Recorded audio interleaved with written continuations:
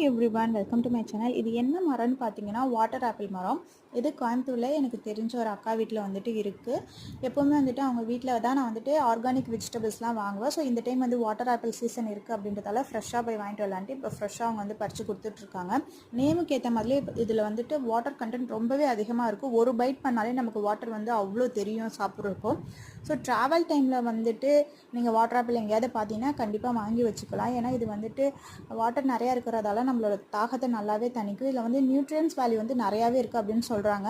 அதே மாதிரி இந்த கான்ஸ்டிபேஷன், அப்புறம் ஹார்ட், அப்புறம் டயபெட்டிஸ்க்கெலாம் வந்துட்டு நல்லது அப்படின்னு சொல்கிறாங்க.